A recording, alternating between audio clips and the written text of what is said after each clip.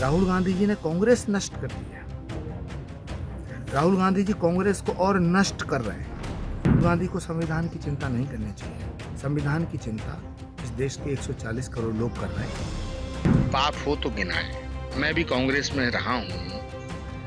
अब मैं उन पापों का प्रायश्चित कर रहा हूं। को नरेंद्र मोदी जैसा एक डॉक्टर मिल गया है। अब इस देश का ऑपरेशन होने दो, बीमारियों का ऑपरेशन होने दो। सबसे पहले राहुल गांधी जी को कांग्रेस की चिंता करनी चाहिए। राहुल गांधी जी ने कांग्रेस नष्ट कर दी है। राहुल गांधी जी कांग्रेस को और नष्ट कर रहे हैं।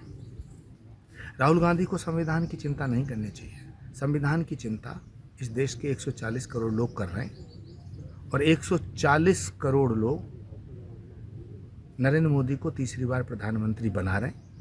संविधान नरेंद्र मोदी के हाथों में पूर्णतः सुरक्षित है। राहुल गांधी जी को संविधान की चिंता छोड़ के कांग्रेस की चिंता करनी चाहिए, जिसे वो रोज नष्ट कर रहे हैं। चरण सिंह चन्नी, उनका कहना है कि केजरीवाल केवल 15 दिनों के लिए जेल से बाहर आए हैं, फिर से जेल में जाने हैं। इन्होंने शराब का घोटाला किया, तो किस बात का इनका समर्थन करने, स्वागत करने? इस सवाल का जवाब साहब राहुल गांधी जी से पूछिए कि चरणजीत सिंह चन्नी जो पंजाब के चीफ मिनिस्टर हैं, वो सही हैं या केजरीवाल जी सही हैं? पंजाब में कांग्रेस आम आदमी को गाली दे रही है। आम आदमी पार्टी वाले पंजाब में कांग्रेस को चोर कह रहे हैं, गाली दे रहे हैं। दिल्ली में हम एक दूसरे के गले लग रहे हैं। तो ये रिश्ता क्या कहलाता है? गृह मंत्री अमित शाह जी का एक बयान है कि ममता दीदी जो है सीए पर लगातार विरोध करती हैं, लेकिन ये उनके हाथ में नहीं है, ये केंद्र सरकार के हाथ में है। और सरकार ने कुछ लोगों को दस्तावेज भी सौंपे हैं सीए के लिए। देखिए, सीएए का जितना विरोध जो भी नेता कर रहा था या जो पॉलिटिकल पार्टियां सीए का विरोध कर रही थी, उनमें से एक भी आज तक मुझे एक नेता नहीं मिला जिसने ये कहा हो कि सीएए से किसी हिंदुस्तानी का नुकसान है। वो सब कहते हैं कि साहब सीएए कानून जो है, जो हिंदुस्तान में पैदा हुआ है, उस पर लागू ही नहीं होता। जब हिंदुस्तान में पैदा होने वाले ना हिंदू पे लागू होता है ना मुसलमान पे लागू होता है, तो इस देश को गुमराह क्यों कर रहे हैं आप? शर्म नहीं आती आपको इस देश को तोड़ने की साजिश करते हुए? पाकिस्तान के इशारे पे बोल रहे हैं आप, पाकिस्तान की भाषा बोल रहे हैं आप। जो घुसपैठिया हमारे देश में आएगा उसे हम बाहर ना करेंगे तो और कौन करेगा? क्या आप चाहते हैं हिंदुस्तान की जमीन पर, हिंदुस्तान की संपदा पर, हिंदुस्तान की भूमि पे, हिंदुस्तान के ऊपर घुसपैठियों का कब्जा हो जाए?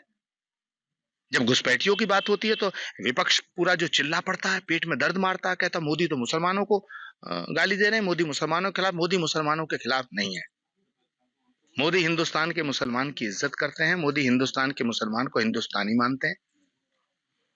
एक सेंटेंस बताओ नरेंद्र मोदी जी का कि जिसमें उन्होंने कहा हो कि हिंदुस्तान में पैदा होने वाले मुसलमान का वोट मुझे नहीं चाहिए, उसका समर्थन नहीं चाहिए, मैं उनका नेता नहीं हूं, मेरी स्कीम उनके लिए नहीं है। ये टोटल जो विपक्ष है, विपक्ष की विडंबना क्या है, विपक्ष का दुर्भाग्य क्या है? सारा का सारा विपक्ष राहुल जी की तरह सोचना शुरू कर दिया है। इनके कंप्यूटर और सॉफ्टवेयर एरर हो गए और 4 जून के बाद जो है वो कनेक्टिविटी खत्म हो जाएगी। एक बयान सामने आया, उन्होंने कहा कि कांग्रेस जो बजट का 15% पैसा जो आता है वो मुस्लिम लोगों को बांटना चाहती है।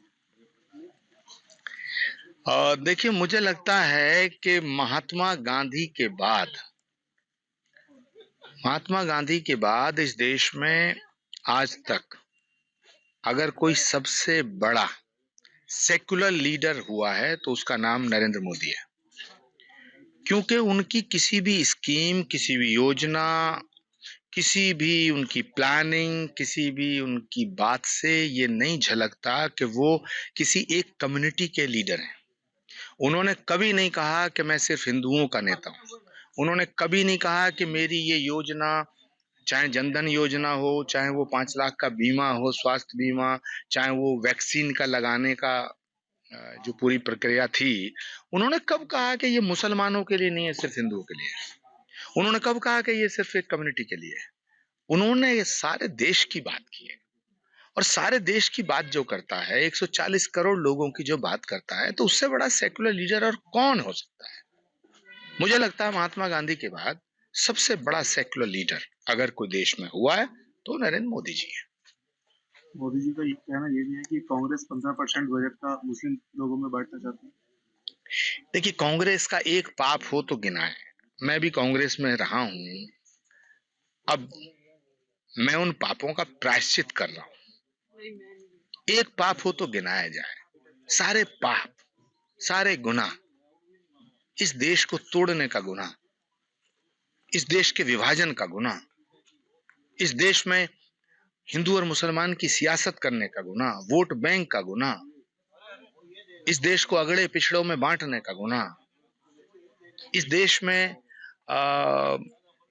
जो आज आप देख रहे हैं, जो इस देश का हाल है, वो बहुत बड़ी बीमारी है, बहुत पुरानी बीमारी है। भगवान के लिए इस देश को नरेंद्र मोदी जैसा एक डॉक्टर मिल गया है।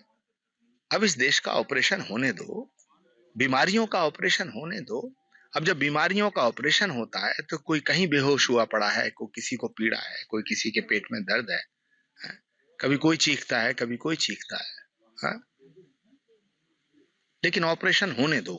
4 जून के बाद जो कुछ छोटे मोटे ऑपरेशन बचे हुए, वो भी मोदी जी करेंगे।